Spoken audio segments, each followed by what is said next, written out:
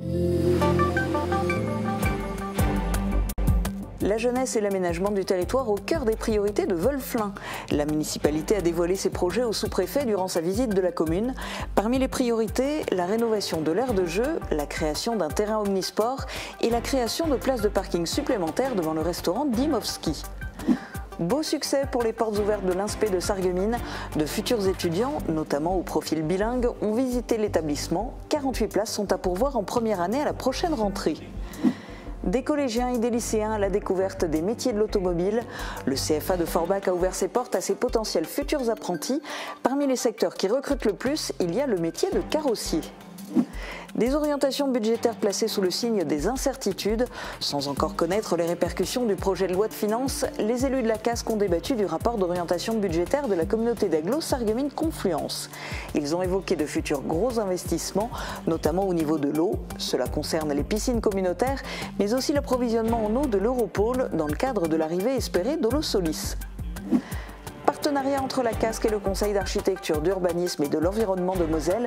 Une fois par mois, un architecte sera présent à Sarreguemines pour proposer gratuitement son expertise aux citoyens durant des créneaux de 30 minutes. La Kappensitzung en avant-première pour les seniors.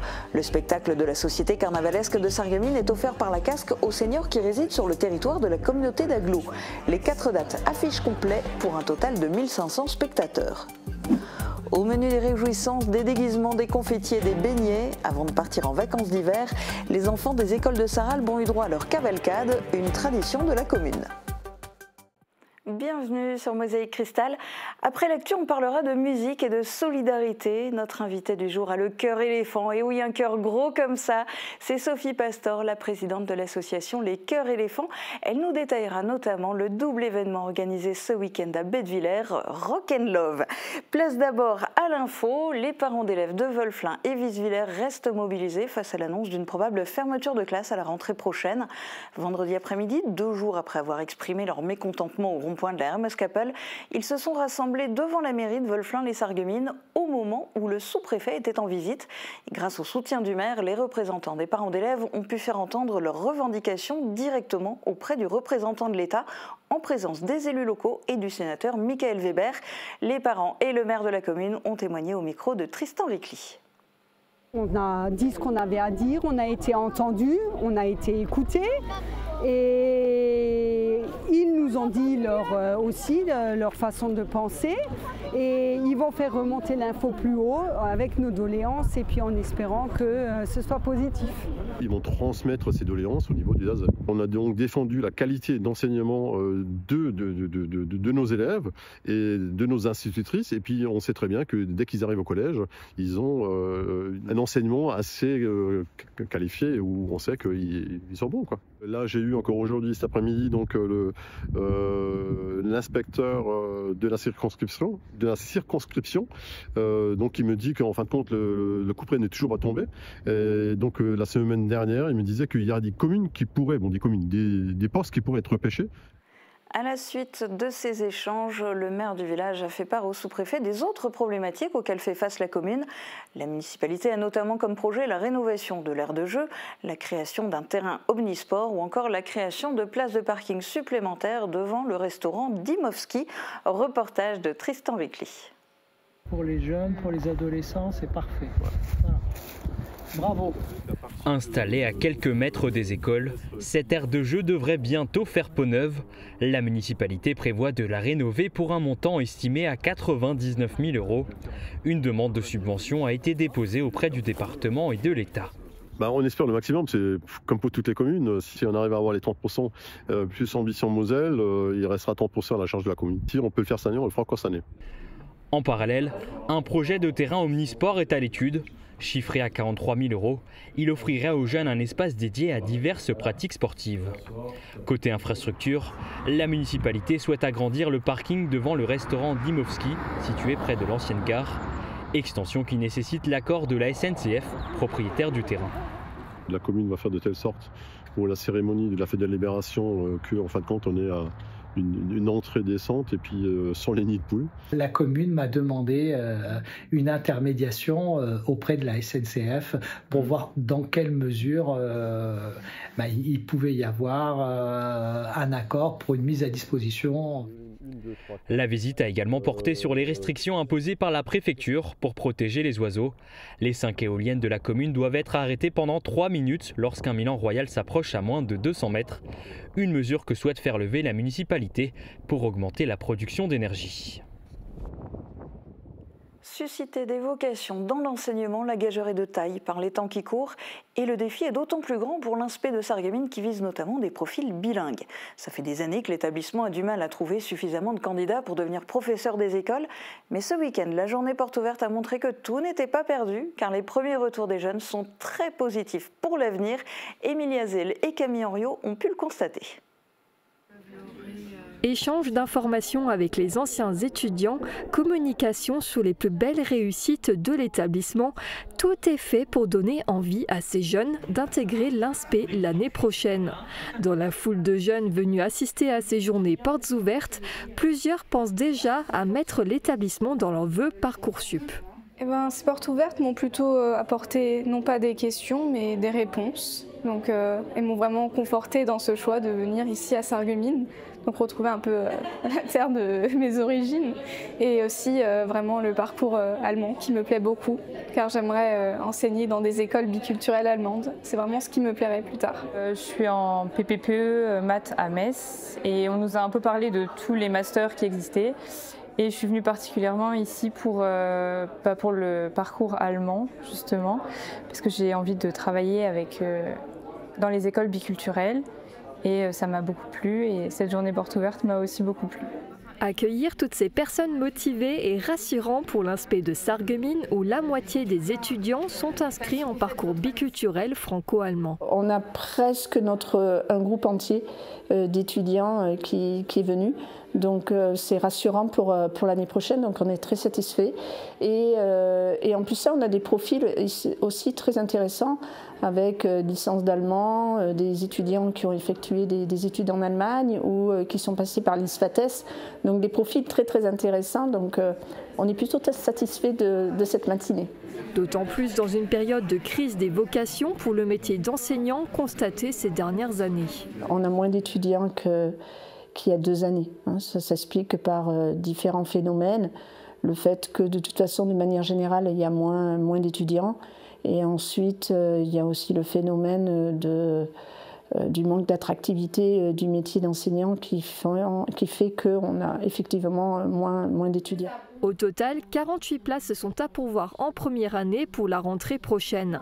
Actuellement, l'Inspé compte une 60aine d'étudiants, dont 10 professeurs stagiaires. Focus sur un autre type de formation qui recrute des candidats. À l'occasion de la semaine de l'automobile et de la mobilité, le pôle automobile du CFA de Forbach a ouvert ses portes aux jeunes publics des collèges et lycées du secteur. Les élèves ont pu découvrir les métiers de la mécanique, de la carrosserie ou du cycle à travers différents ateliers animés par les apprentis et les professeurs de la structure. Une visite qui leur a aussi permis d'affiner leur projet d'orientation. Reportage de Grégory Sebag. Coup de projecteur sur les métiers de l'automobile. À l'occasion de la 10e édition de la semaine de l'automobile et de la mobilité proposée par l'ANFA, l'Association nationale pour la formation automobile, plus de 500 événements sont organisés dans toute la France. Comme chaque année, le CFA de Forbach s'associe au projet en ouvrant ses portes au public. Une 60aine de collégiens et de lycéens en phase d'orientation qui viennent de toute la Moselle pour découvrir les métiers in situ et par la pratique. On les met dans des mini-ateliers et ça leur permet de découvrir la mécanique sur des vrais ateliers où ils peuvent toucher.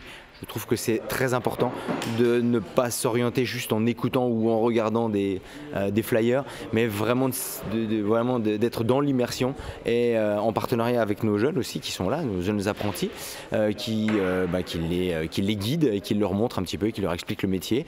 Et on les fait tourner sur tous les ateliers et sur tous les métiers de l'auto qu'on a aujourd'hui. Par petits groupes, les jeunes visiteurs passent toutes les 15 minutes d'un atelier à l'autre pour toucher à tout et dans les différents domaines, la mécanique, la carrosserie, la peinture en carrosserie ou encore le cycle. Maximilien et Maël, qui portent déjà un intérêt pour la mécanique, sont venus de Beach pour tenter de trouver leur voie. Ça marche aussi sur l'électrique. Ouais, même pas le système, c'est exactement pareil. Ça se branche sur une prise à l'intérieur de la béton. Et parce que j'aime bien les moteurs et découvrir un peu les différents moteurs parce que chaque voiture a son propre moteur et les démonter. C'était bien et après ils ont très bien expliqué comment ça marchait et je trouvais que c'était très instructif. À la mécanique surtout, travailler sur les moteurs, travailler sur des voitures à essence et pas électriques. J'aime mieux les moteurs mécaniques qu'électriques. Pour le moment, j'ai bien aimé. Celui que j'aime plus, c'est celui-là parce que c'est à peu près ce que je voudrais faire. Donc travailler sur des moteurs. Et le vélo aussi, on était à l'atelier et j'ai bien aimé aussi. Mais c'est moi ce que je voudrais faire. Donc hop, tu prends l'autre aussi, tu fais comme ça. Voilà. Ouais. Pour le CFA, la journée est aussi l'occasion de se faire connaître, de présenter ses installations entièrement rénovées, ses 2500 m² d'atelier aux équipements modernes et de recruter les futurs professionnels. Alors l'intérêt, effectivement, l'idée c'est de recruter, de proposer des métiers qui sont porteurs, parce que l'automobile, comme beaucoup de métiers d'ailleurs maintenant, mais c'est quand même un métier qui est en tension, métier très technique, qui demande un certain nombre d'années de pratique et on se retrouve avec des garages qui peinent à recruter et donc nous notre but c'est d'alimenter la filière automobile en formant au maximum quoi. Donc il y a de la place, il y a de quoi faire vraiment dans l'automobile et dans tous les métiers, surtout en carrosserie d'ailleurs. Le pôle automobile du CFA compte aujourd'hui 168 apprentis, des effectifs en constante hausse, avec un taux d'insertion de 50% pour ceux qui sortent avec un CAP, de 80% pour ceux qui poursuivent jusqu'au bac pro et même de 100% pour les bac plus 2. On fait le point à présent sur les décisions politiques du territoire. Guillaume Desmontailles a assisté au dernier conseil de la communauté d'agglomération Sarreguemines-Confluence. Il va nous le synthétiser dans sa chronique.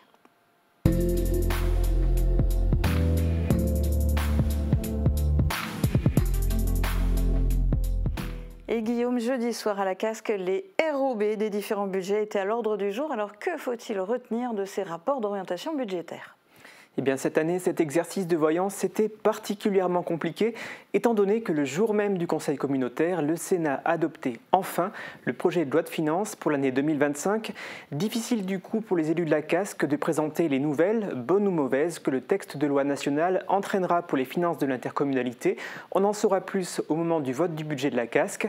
Je rappelle également que le ROB, ou plutôt les ROB, ne font pas l'objet d'un vote. Il s'agit d'un document annuel d'échange et de débat.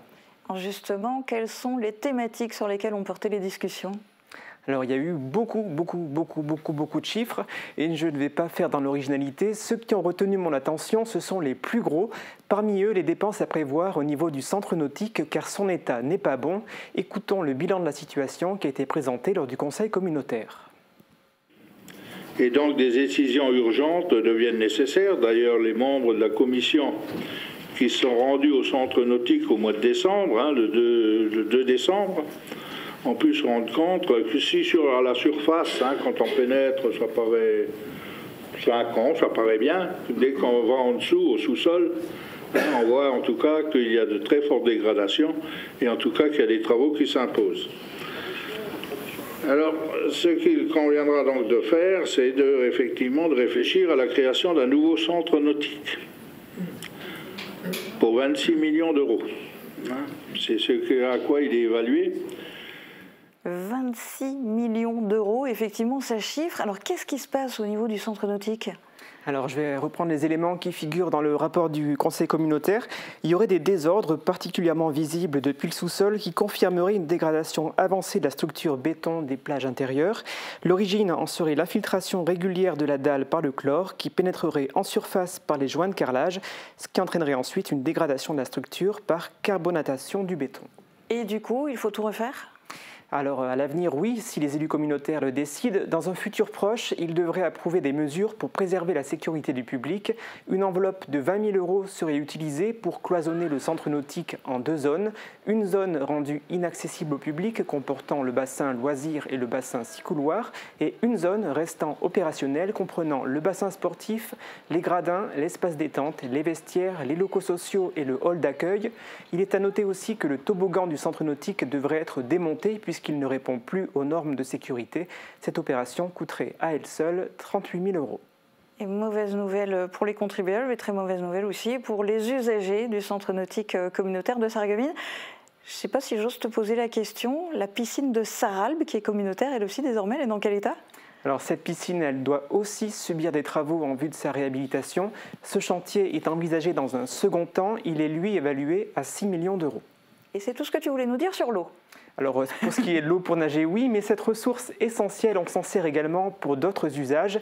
Le rapport d'orientation budgétaire du budget annexe de l'eau a lui aussi été présenté. De très gros investissements sont également à prévoir. Des travaux d'interconnexion pour 2 200 000 €, des opérations de renouvellement de réseau évaluées à 2 055 000 € par an pendant 3 ans, et encore du plus gros en prévision de l'installation de l'eau Solis à Ambar, 12 millions € pour construire une nouvelle usine d'eau potable à Sarralbe et 12 millions € également pour créer un réseau entre cette usine et l'Europol, ainsi qu'un réservoir de 3 300 m3.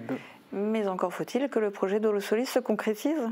Oui, et là aussi, ce n'est pas une nouveauté, le développement économique est la priorité pour la communauté d'agglomération Sarreguemines-Confluence. Son président a rappelé pourquoi il est important de faire venir des entreprises sur le territoire. Si nous ne voulons pas taxer davantage nos divers contribuables, ce qui est dans nos principes depuis 30 ans, puisque depuis quasiment 30 ans, nous n'avons pas touché au taux de la fiscalité, ce qu'il faut rappeler de temps en temps. Le seul moyen dont nous disposons pour accroître nos recettes est d'attirer de nouvelles entreprises sur notre territoire. C'est l'unique clé de réussite que nous avons encore aujourd'hui.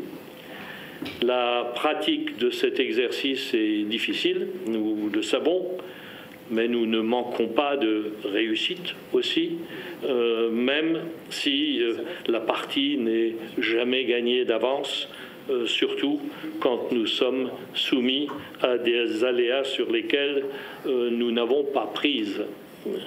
Donc je ne citerai pas l'exemple actuel, l'exemple de l'eau Solis, avec néanmoins quelques répercussions liées à la situation politique actuelle. Alors il faudra encore patienter de ce côté-là. Est-ce que, Guillaume, il y avait un autre point dont tu voulais nous parler ? Oui, toujours au niveau économique, Ambar et l'Europol ne sont pas les seuls endroits où la communauté d'agglomération souhaite accueillir de nouvelles entreprises. À Sarreguemines aussi, la CASC veut réaliser une ZAC Edison, une zone d'aménagement concertée, et intégrer dans ce périmètre la friche correspondant à l'ancienne entreprise Stiltech, liquidée en 2014. Pour ce faire, elle va signer une convention de projet avec l'EPFGE portant sur la maîtrise foncière, la sécurisation, les diagnostics et les études. L'idée, c'est que le rachat de la friche se fasse à l'euro symbolique. Par contre, des travaux de dépollution sont à prévoir et ils auront un coût. Et puis tu voulais encore profiter de ta chronique pour évoquer un dernier sujet. Oui, je voulais terminer sur un bol d'air. La CASC veut investir 265 000 € au golfe Sarreguemines-Confluence pour créer un nouveau parcours de 9 trous. Pourquoi ? Jean-Claude Kratz va nous donner la réponse. Le but, c'est de favoriser le golf scolaire et aussi l'école de golf, c'est-à-dire d'attirer de plus en plus de gens au golf. Et plus il y a de gens, plus il y a d'abonnés et plus il y a de recettes. À noter qu'en plus de la création de ce parcours 9 trous, des investissements sont prévus au niveau du restaurant, à savoir l'extension de la terrasse actuelle et la création d'une terrasse couverte. Un investissement de 224 000 € serait consenti pour ce chantier qui entraînera de facto une revalorisation du bail d'occupation du restaurant, c'est-à-dire le montant du loyer reçu par la collectivité. Eh bien, merci Guillaume pour ta synthèse et puis on suivra l'évolution de ces différents points à travers des reportages sur Mosaïque Cristal. On continue avec une signature de la Casque qui va être utile aux habitants pour soutenir les projets d'urbanisme et d'architecture sur son territoire. La communauté d'agglomération Sarreguemines-Confluence a signé un partenariat stratégique avec le Conseil d'architecture, d'urbanisme et de l'environnement de Moselle. Des permanences sont mises en place. Plus d'informations avec Noah Nkouka. Un partenariat pour aiguiller les habitants en termes d'urbanisme. Une convention vient d'être signée entre le CAUE, le Conseil d'architecture, d'urbanisme et de l'environnement de la Moselle, et la communauté d'agglomération Sarreguemines-Confluence. Des permanences sont proposées aux particuliers pour rencontrer un architecte. Il sera présent une fois par mois pour proposer son expertise. Alors il est très important de mettre en place ces permanences parce que ces permanences vont permettre d'offrir des conseils aux administrés de la communauté d'agglomération de Sarreguemines et Confluence, des conseils sur leurs projets divers qui concernent l'urbanisme. Donc ça peut être une construction, de la rénovation, de la réhabilitation. Ces permanences, comme je viens de le dire, servent concrètement à rencontrer les pétitionnaires, les personnes qui ont des projets et qui souhaitent donc bénéficier de conseils pour soit améliorer leur projet, soit peut-être se rendre compte qu'ils présentent des difficultés auxquelles ils n'ont pas pensé. Des rendez-vous gratuits, des créneaux de 30 minutes sont proposés avec l'expert. Pour prendre rendez-vous, contactez l'agglo de Sarreguemines par téléphone ou par mail. Autre nouveauté, cette fois à Petit-Réderchin, un nouveau magasin va ouvrir ce mois-ci.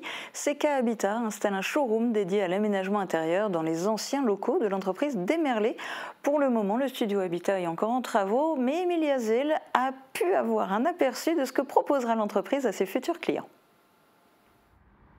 Après 14 ans d'expérience dans plusieurs enseignes de décoration et d'ameublement, Charlène Krigel a créé CK Habitat il y a un an.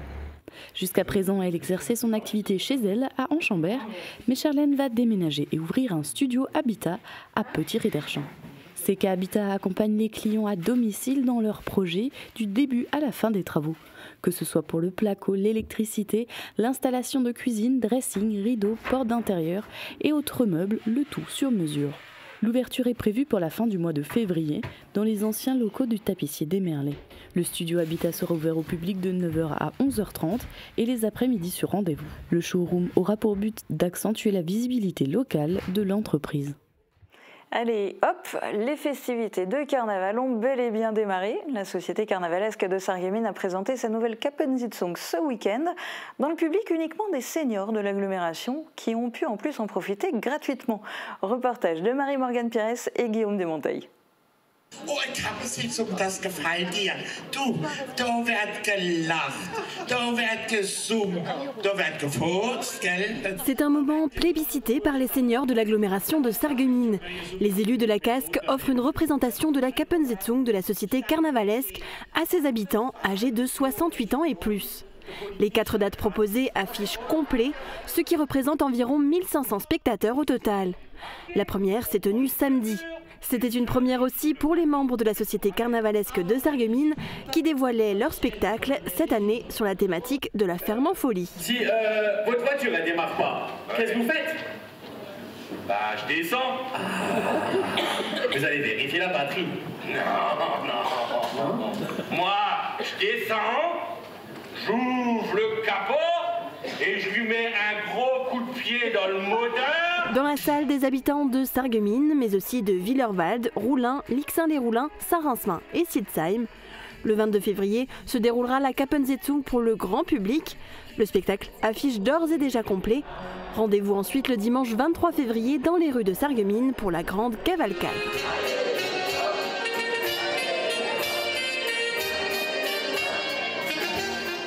Les enfants de Sarralbe n'ont pas eu besoin de patienter pour leur cavalcade. C'était un défilé haut en couleurs, un moment de joie et de partage où élèves et enseignants défilent ensemble en costume coloré avec le sourire aux lèvres.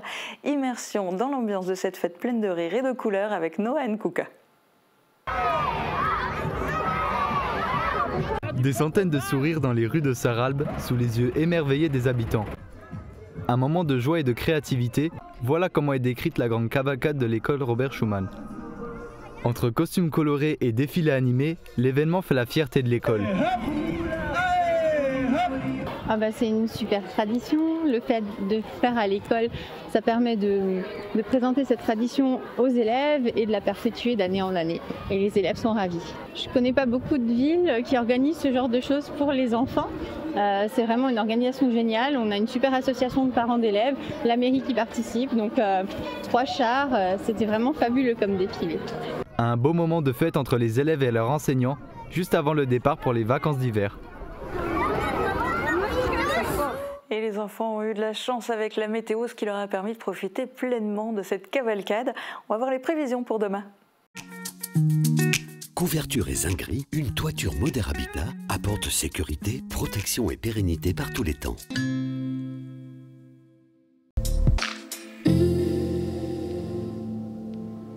Bonjour tout le monde, pour demain le ciel sera à nouveau gris avec quelques averses en matinée qui se feront plus rares dans le courant de l'après-midi. Côté température, les minimales iront de 3 à 5 degrés et les maximales de 9 à 11 degrés. Demain nous fêtons les Félix et il fera jour de 8h48 à 17h50. Passez tous une belle journée et à demain.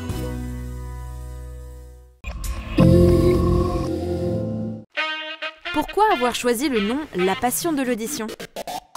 À la Passion de l'audition, nous sommes passionnés par notre métier, mais pas que. Nous intervenons aussi bénévolement pour des missions nationales et internationales. Et en plus, nous sommes membres actifs de l'association Audition Solidarité depuis plus de 15 ans.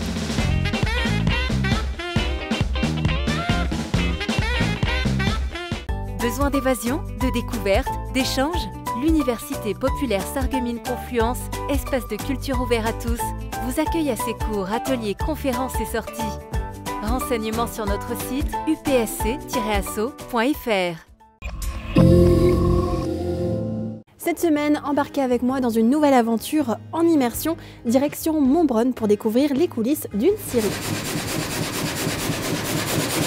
C'est mon grand-père et son frère qui ont racheté ici le terrain militaire du dépôt de munitions et qui sont installés là. Et après, mon père a repris l'entreprise dans les années 93 ou 94. Et maintenant, cette année, on a repris avec mon frère. J'ai jamais conduit. Attends. Ah merde, c'est des pédales. C'est des pédales. Donc tu as les pédales, avance, recule, que tu viens de découvrir. Okay. Rendez-vous ce vendredi dès midi sur Mosaïque Cristal.